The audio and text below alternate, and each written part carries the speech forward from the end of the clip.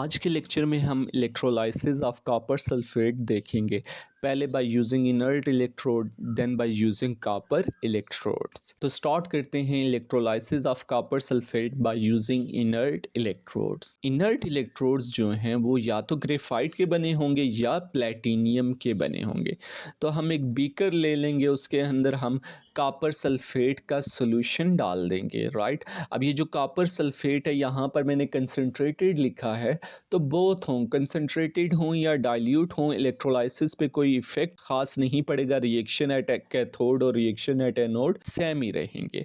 अब चूंकि copper sulphate solution है तो इसके अंदर कौन से आयंस प्रेजेंट होंगे? सबसे पहले कॉपर आयंस प्रेजेंट होंगे, देन सल्फेट आयंस प्रेजेंट होंगे। चूंकि एक्वस है, वाटर है, तो वाटर आयोनाइज होगा, H पॉजिटिव आयंस भी होंगे और OH नेगेटिव आयंस भी होंगे। इसके अंदर हम इलेक्ट्रोड्स डाल देंगे और इलेक्ट्रोड्स को एक्सटर्नल सर्किट के साथ कनेक्ट कर देंगे।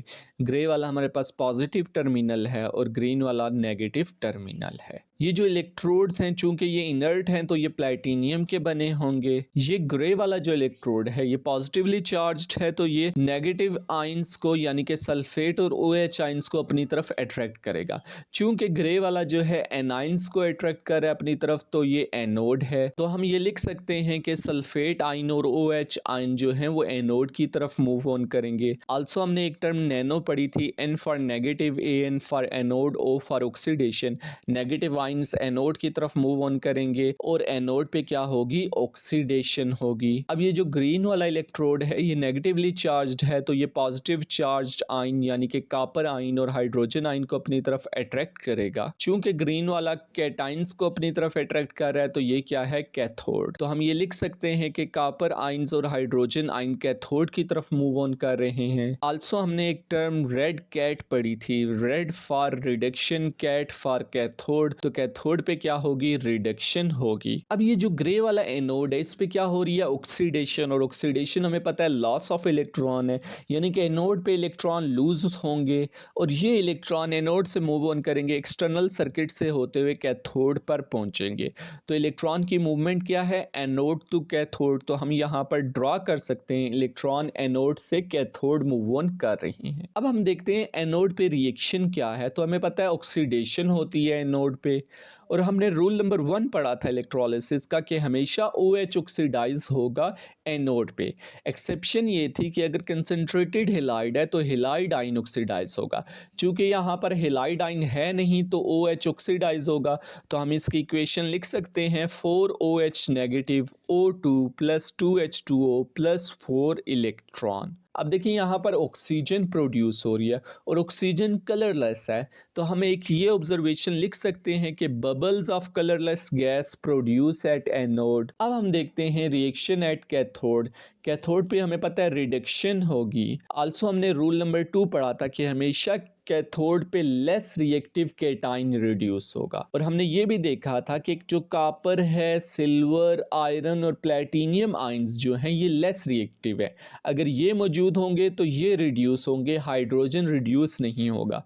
चूंकि कॉपर आयन प्रेजेंट है तो कॉपर आयन ही रिड्यूस होंगे। हमें पता है रिडक्शन गेन ऑफ इलेक्ट्रॉन है तो कॉपर आयन क्या करेगा? 2 इलेक्ट्रॉन को गेन करेगा और कॉपर सॉलिड बना देगा। आल्सो हमें ये पता है कि ये जो सॉलिड है इसका कलर क्या होता है? पिंक होता है।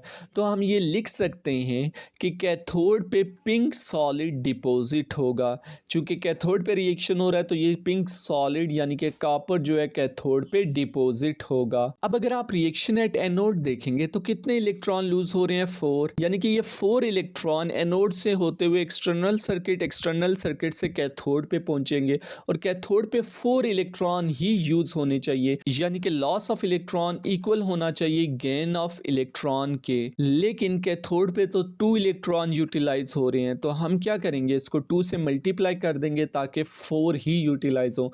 तो हम इक्वेशन लिख सकते हैं 2 copper ion plus 4 electron plus 2 copper solid. Anode पे चूंकि ऑक्सीजन प्रोड्यूस हो रही थी और ऑक्सीजन हमें पता है कि कलरलेस गैस है तो हमें कैसे कंफर्म होगा कि वाकई ही ऑक्सीजन है? तो हम टेस्ट फॉर ऑक्सीजन गैस कर सकते हैं। टेस्ट क्या है? अब हम एक ग्लोइंग स्प्लिंटर लेंगे, दो तरह के हो सकते हैं। एक बर्निंग होगा स्प्लिंटर जिसमें आग लगी होगी, और एक ग्लोइंग स्प्लिंटर होता है जब आग बुझ जाती है, जो रेड रेड शो हो रहा होता है ना, उसे हम ग्लोइंग स्प्लिंटर कहते हैं। इसको जैसे ही हम एनोड के करीब लेके जाएंगे, वहाँ पर ऑक्सीजन गैस प्रोड्यूस हो रही है, तो वो उस ऑक्सीजन गैस की वजह से दोबारा रीलाइट हो जाएगा, दोबारा बर्न होना शुरू हो जाएगा। तो हम लिख सकते हैं ऑक्सीजन रीलाइट्स द ग्लोइंग स्प्लिंटर। अब अगर आप फिगर को गौर से देखेंगे तो कौन से आयन्स यूटिलाइज हो रहे हैं। तो एनोड पे हमें पता है OH यूज़ हो रहा है और कैथोड पे Cu पॉजिटिव 2 यूज़ हो रहा है। इन दोनों को हम क्रॉस कर देते हैं। पीछे कौन से आयन्स बचे हमारे पास, H पॉजिटिव और SO4 नेगेटिव 2 बचे, यानी कि हाइड्रोजन और सल्फेट आयन बचे। ये हाइड्रोजन और सल्फेट आयन मिल के क्या बना सकते हैं, H2SO4, यानी कि ये एक एसिड बनाएंगे। तो रिमेनिंग सोल्यूशन क्या हो जाएगा, एसिडिक नेचर हो जाएगा। तो हम लिख सकते हैं remaining solution is acidic in nature. Reason क्या है, H2SO4 है, या आप लिख सकते हैं H positive and sulphate ion लिख सकते हैं। अब चूंकि सोल्यूशन एसिडिक है तो वो क्या करेगा, ब्लू लिटमस पेपर को रेड में कन्वर्ट कर देगा। तो हम ये लिख सकते हैं कि asset turns blue litmus paper into red. अच्छा, याद रखने का आसान तरीका ये है कि BB याद रख लें, B for basic, B for blue, यानी कि बेसिक हमेशा जो है वो ब्लू में टर्न करने का लिटमस पेपर को, तो एसिड हमेशा रेड में टर्न करेगा। अच्छा, दो ऑब्जर्वेशन हमने अभी तक देखी कि एक तो कलरलेस गैस के बबल्स प्रोड्यूस होंगे एनोड की तरफ, और जो पिंक सॉलिड है कैथोड पे डिपॉजिट होगा। एक और ऑब्जर्वेशन है वो ये है, देखें कॉपर आयंस जो हैं वो यूटिलाइज होते जा रहे हैं सोल्यूशन के अंदर से। अब जब सोल्यूशन के अंदर से कॉपर आयन रिमूव हो रहे हैं तो जो हमारा सोल्यूशन है यानी कि इलेक्ट्रोलाइट है वो डी कलराइज होता जाएगा। तो हम लिख सकते हैं electrolyte is D colourise. Reason क्या है कि ब्लू सोल्यूशन जो था कॉपर सल्फेट का वो टर्न हो रहा है कलरलेस में, यानी कॉपर यूटिलाइज होता जा रहा है, इसलिए ब्लू सोल्यूशन कलरलेस में टर्न हो रहा है। आल्सो जो बनने वाला H2SO4 है वो भी कलरलेस सोल्यूशन है, उसका भी कोई अपना कलर नहीं है। तो ये हमारे पास कंप्लीट ईच एंड एवरीथिंग थी electrolysis of copper sulphate by using inert electrode. अच्छा, कभी कभार एग्जामिनर कंफ्यूज करने के लिए आपको dilute electrolysis of dilute CuSO4 का पूछ सकता है या कंसंट्रेटेड का पूछ सकता है, तो कोई फ़र्क नहीं है, ईच एंड एवरीथिंग सेम ही रहेगी। अब हम आगे देखते हैं कि इनर्ट इलेक्ट्रोड की जगह अगर एक्टिव इलेक्ट्रोड है तो क्या होगा। लेट्स से हमारे पास बीकर है, उसके अंदर हमने इलेक्ट्रोलाइट डाला है और उसके अंदर हमने मेटल इलेक्ट्रोड डाला है, और ये मेटल इलेक्ट्रोड एक रिएक्टिव इलेक्ट्रोड है। अगर मेटल है और रिएक्टिव है तो मेटल इलेक्ट्रॉन गेन करेगा या लूज, तो हमें पता है मेटल हमेशा इलेक्ट्रॉन को लूज करता है। लेट से ये जिंक का बना हुआ है, तो जिंक क्या करेगा, जिंक आयन बना देगा और 2 इलेक्ट्रॉन प्रोड्यूस करेगा। अब इलेक्ट्रॉन का लॉस हुआ है, हमें पता है लॉस ऑफ इलेक्ट्रॉन को हम क्या कहते हैं, ऑक्सीडेशन। चूंकि यहाँ पर क्या हो रही है ऑक्सीडेशन, हमने पढ़ा था nano, N for negative ion, AN for anode और O फॉर ऑक्सीडेशन। एनोड पे क्या होगी, ऑक्सीडेशन होगी, तो ये इलेक्ट्रोड हमारे पास एनोड है। तो हम ये कह सकते हैं कि अगर मेटल इलेक्ट्रोड रिएक्टिव इलेक्ट्रोड है तो एनोड पे आके इलेक्ट्रोलाइट का आयन ऑक्सीडाइज नहीं होगा, बल्कि एनोड इटसेल्फ जो है वो क्या होगा, ऑक्सीडाइज होगा। तो हम ये लिख सकते हैं कि if a metal dipped in its own electrolyte, यहां पर ओन इलेक्ट्रोलाइट से ये मुराद है कि इलेक्ट्रोड जिस मेटल से बना हुआ है, इलेक्ट्रोलाइट के अंदर भी वही सेम मेटल आयन होने चाहिए। अगर वही सेम मेटल आयन है तो क्या होगा, तो एनाइन आके ऑक्सीडाइज नहीं होगा, बल्कि मेटल जो है एनोड का वो इटसेल्फ ऑक्सीडाइज होगा। लेट्स से एनोड कॉपर का बना हुआ है और जो इलेक्ट्रोलाइट है वो कॉपर सल्फेट सोल्यूशन है, यानी कि इसमें आयंस कौन से होंगे, कॉपर आयंस होंगे, सल्फेट आयंस होंगे। चूंकि एक्वस है तो H पॉजिटिव और OH नेगेटिव आयंस भी होंगे। अब क्या होगा, OH आके एनोड पे ऑक्सीडाइज नहीं होगा, एनोड इटसेल्फ क्या होगा, ऑक्सीडाइज होगा। कॉपर जो है वो copper positive 2 ions plus 2 electron में क्या हो जाएगा, ऑक्सीडाइज होगा। चूंकि यहाँ पर लॉस ऑफ इलेक्ट्रॉन है तो हम लिख सकते हैं कि ऑक्सीडाइज हुआ है, यानी कि ऑक्सीडेशन हुई है। अब क्या हो रहा है कि कॉपर जो है वो कंज्यूम होता जा रहा है, anode Aahista Aahista used up होता जा रहा है, खत्म होता जा रहा है। तो हम लिख सकते हैं कि if copper is used as anode और both electrode and dipped in copper sulphate aqueous solution, then instead of anion OH negative ions, copper solid will oxidise at anode. Hope so आपको रूल नंबर 3 समझ आ गया होगा। यही हम use करेंगे आगे जब हम डिस्कस करेंगे electrolysis of copper sulphate by using copper electrodes. हमने एक बीकर लिया, बीकर के अंदर इलेक्ट्रोलाइट लिया। इलेक्ट्रोलाइट क्या है? कॉपर सल्फेट है। अगेन वो आपको कॉपर सल्फेट डाइल्यूट कहे, कंसंट्रेटेड कहे, कोई डिफरेंस नहीं है। Reaction at cathode anode same रहेंगे। अब इसके अंदर आइंस कौन कौन से होंगे? चूंकि कॉपर सल्फेट है तो इसके अंदर कॉपर आइंस होंगे और सल्फेट आइंस होंगे। चूंकि एक्वस है तो इसके अंदर H पॉजिटिव और OH नेगेटिव आइंस भी होंगे। इसके अंदर हम 2 इलेक्ट्रोड डालेंगे और इन इलेक्ट्रोड को एक्सटर्नल सर्किट से कनेक्ट कर देंगे। ग्रे वाला हमारे पास पॉजिटिव टर्मिनल है, ग्रीन वाला नेगेटिव टर्मिनल है। अब ये दोनों जो है इलेक्ट्रोड रिएक्टिव हैं, कॉपर के बने हुए हैं। अब जो ग्रे वाला है वो पॉजिटिव टर्मिनल के साथ कनेक्टेड है तो उसकी तरफ नेगेटिव आइंस अट्रैक्ट होंगे, यानी कि सल्फेट आइन और हाइड्रोक्साइड आइन इसकी तरफ मूव ऑन करेंगे। क्योंकि ये एनाइन को अट्रैक्ट कर रहा है तो ये क्या होगा? ग्रे वाला एनोड होगा। तो हम ये लिख सकते हैं कि सल्फेट आइन और हाइड्रोक्साइड आइन विल मूव टूवर्ड्स एनोड। हमने पढ़ा था nano, N for negative, AN for anode, O for oxidation. तो हम ये लिख सकते हैं एनोड पे क्या होगी? ऑक्सीडेशन होगी। आल्सो ग्रीन वाला जो इलेक्ट्रोड है वो नेगेटिव है तो वो अपनी तरफ पॉजिटिव आइंस को अट्रैक्ट करेगा, यानी कि कॉपर और हाइड्रोजन आइंस को अट्रैक्ट करेगा। चूंकि ये ग्रीन वाला जो है कैटाइंस को अपनी तरफ अट्रैक्ट कर रहा है तो ये क्या होगा? खुद कैथोड होगा। तो हम ये लिख सकते हैं कि कॉपर और हाइड्रोजन आइन विल मूव टूवर्ड्स कैथोड। और हमने पढ़ी थी term red cat, red for reduction, cat for cathode. Cathode कैथोड पे क्या होगी? रिडक्शन होगी। अब ये जो ग्रे वाला एनोड है यहां पर क्या होगी? ऑक्सीडेशन होगी। ऑक्सीडेशन का क्या मतलब है? Loss of electron. तो यहां पर ग्रे वाले एनोड पे इलेक्ट्रॉन लूज होंगे, वो मूव करेंगे एक्सटर्नल सर्किट से और कैथोड पे पहुंच जाएंगे। तो इलेक्ट्रॉन एनोड से मूव करेंगे वाया एक्सटर्नल सर्किट और कैथोड पे ये पहुंच जाएंगे। तो डायरेक्शन क्या होगी? From anode to cathode electron movement की। अब हम देखते हैं कि एनोड पे क्या होगा। तो हमें पता है एनोड पे ऑक्सीडेशन होगी। आल्सो हमने रूल नंबर 3 पढ़ा कि अगर मेटल इट्स ओन इलेक्ट्रोलाइट में डिप है, यानी कि कॉपर जो है वो कॉपर सल्फेट में अगर डिप है तो मेटल जो एनोड पे है वो ऑक्सीडाइज होगा, ना कि OH नेगेटिव आइन। तो यहां पर मेटल कॉपर है तो कॉपर जो है वो क्या होगा? ऑक्सीडाइज होगा।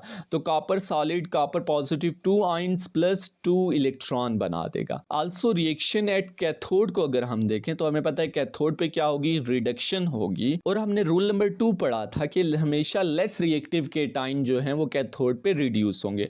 और हमने देखा था कि अगर कॉपर हो, सिल्वर हो, गोल्ड हो, प्लेटिनियम हो तो ये लेस रिएक्टिव है, हमेशा ये रिड्यूस होंगे, हाइड्रोजन रिड्यूस नहीं होगा। तो हम लिख सकते हैं कॉपर आइंस 2 इलेक्ट्रॉन गेन करेगा और वो कॉपर सॉलिड बना देगा। अब अगर आप गौर से देखें तो क्या हो रहा है? एनोड पे क्या हो रहा है? सॉलिड है वो एक्वस आइंस में क्या होता जा रहा है? डिसॉल्व होता जा रहा है। और कैथोड पे क्या है?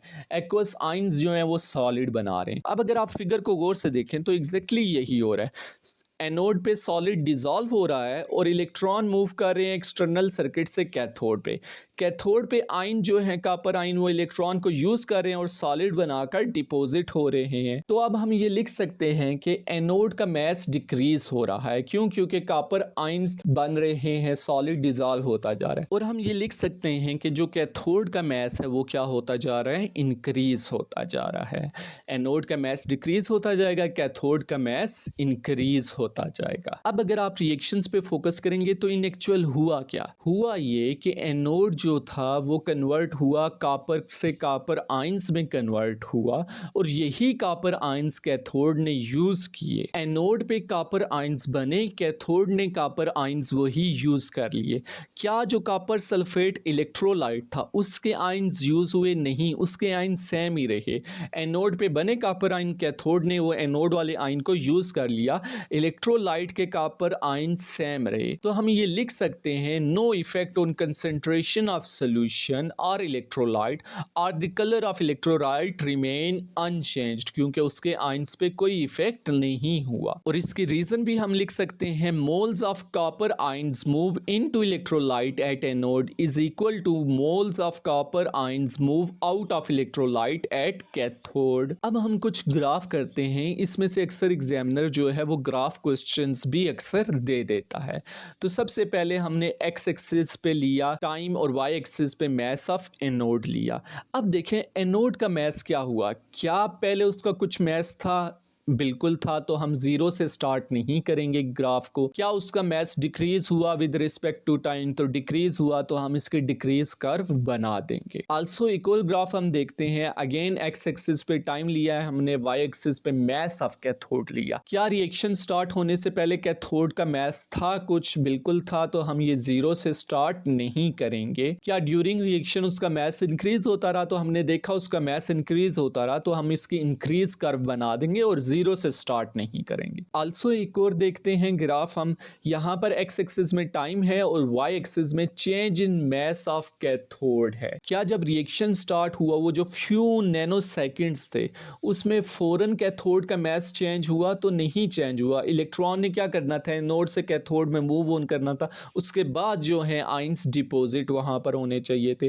तो बिल्कुल स्टार्ट में नैनो सेकेंड में कोई चेंज नहीं था, तो हम ये जो है जीरो से स्टार्ट करेंगे graph. Also with respect to time जो था कैथोड का मैस जो था वो इंक्रीज होता जा रहा था, तो चेंज जो थी वो पॉजिटिव थी। इसकी भी हम इंक्रीज कर्व बनाएंगे लेकिन जीरो से स्टार्ट करेंगे। हमने सिर्फ जो मैस ऑफ कैथोड था वो जीरो से इसलिए नहीं स्टार्ट की थी क्योंकि शुरू में कुछ ना कुछ मैस था कैथोड का। जब change in mass of cathode की बात आई तो वो हमने जीरो से इसलिए स्टार्ट किया कि जब रिएक्शन स्टार्ट हुआ विद इन नैनो सेकेंड तब कोई चेंज नहीं था कैथोड में, विद रिस्पेक्ट टू टाइम जो था कैथोड का मैस इंक्रीज होता गया। आल्सो एक और ग्राफ है, एक्स एक्सिस में टाइम है, वाई एक्सिस में कंसेंट्रेशन ऑफ इलेक्ट्रोलाइट है मोल पर डीएम क्यूब, तो ये यूनिट है मोल पर डीएम क्यूब। तो कंसेंट्रेशन हमने देखा इलेक्ट्रोलाइट की कंसेंट्रेशन पे कोई इफेक्ट नहीं हुआ, तो इसकी लाइन जो है वो स्ट्रेट आएगी। तो ये हमारे पास था electrolysis of copper sulphate by using copper electrode. Hope so आपको electrolysis of copper sulphate with inert electrode with copper electrode complete समझ आ गई होगी। Like, share, and subscribe our channel, SKW. We will try our best to give simple and effective educational information via the use of the best animation.